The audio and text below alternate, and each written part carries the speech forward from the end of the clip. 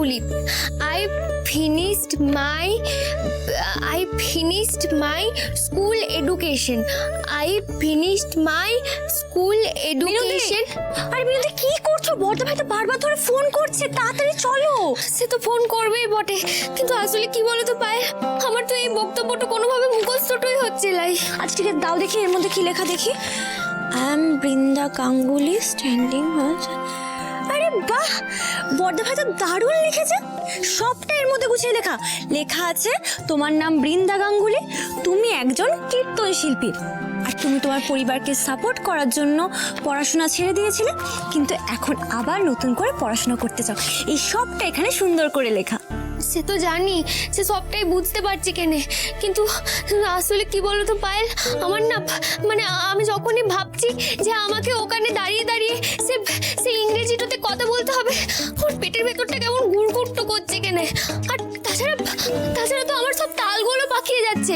কি বলো তো, আমি তো সবেমাত্র এই বক্তব্যটা শুধু দুবারই পড়েছি বটে। আচ্ছা বিনোদি, আমি কি বলছি, তুমি এত ভয় পেও না প্লিজ। আচ্ছা এখানে যে লেখাটা আছে সেটা তুমি বুঝতে পেরেছো তো? হ্যাঁ মানে কিছুটা তো আমি বুঝতেই পেরেছি কেনে, আর কিছুটা আবার গুলিয়ে যাচ্ছে। আহা, এরকম গোলালে হবে না বিনোদি। আচ্ছা শোনো, এখানে যে সমস্ত শক্ত শক্ত শব্দগুলো আছে তুমি সেগুলো বলবে না, তোমার যেভাবে মন চাইছে, যেভাবে বলতে সুবিধা হচ্ছে তুমি ঠিক সেইভাবেই বলবে, কেমন? দেখো বিনোদি, এখানে যেটা সব থেকে দরকার সেটা হলো কিন্তু আত্মবিশ্বাস। এই আত্মবিশ্বাসটা তোমাকে হারালে চলবে না, কেমন? ওই দেখো আবার বড়দা ভাই ফোন করছে। হ্যাঁ হ্যাঁ বল বল। আরে এই তো বেরোচ্ছে। আরে তুই 2 মিনিট দাঁড়া, আমরা এক্ষুনি আসছি। দেখ দা ভাই সবসময় এরকম তাড়া দিলে হয় বলতো?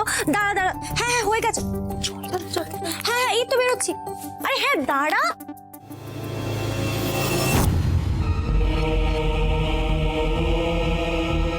যাও বিনু যাও, তুমি কলেজে যাবে, গড় গড় করে ইংরাজি বলবে, আমার মুখটা না একদম একদম গর্বে ফুলে উঠবে।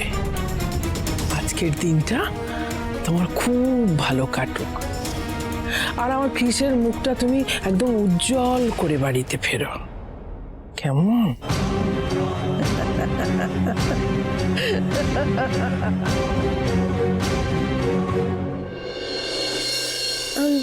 I am Brinda Ganguly.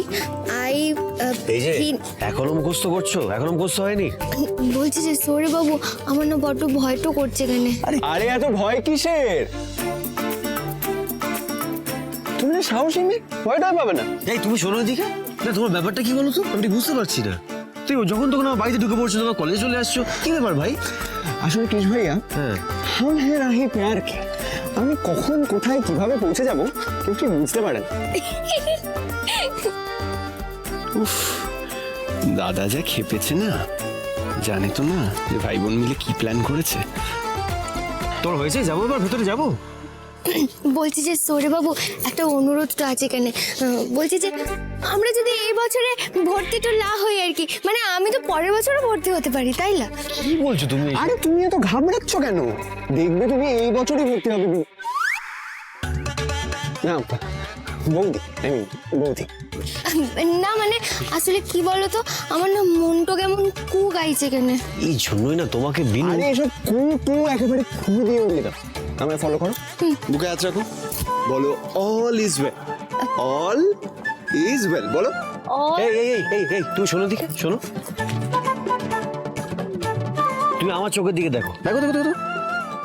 ইস, বড়দা ভাই যদি জানতে পারে না যে আমরা প্ল্যান করে তোমাকে ডেকেছি, তাহলে না একটা মারও মাটিতে পড়বে না। আমি তোমার সাথে সারা জীবন আছি, তোমার পাশে আছি বিনু, তোমার কোনো ভয় নেই, ওকে? তুই পারবে, ঠিক আছে? চলো ভেতরে চলো এবার। পায়েল, যা অফিসে গিয়ে বস, ওখানে বসার জায়গা আছে, এখানে রোদে লেগে দাঁড়িয়ে থাকিস না, যা। আরে তুমি চিন্তা করো না, আমি আছি তো, আমি তোমার মনকে পাহাড়ে দিচ্ছি। তৈরি ছেলে একেবারে, ননদ বৌদি সবাইকেই লাইন মারছে, তো ব্যবস্থা আমি পরে করছি, তারা। তুমি আসছো কেন? না চলো।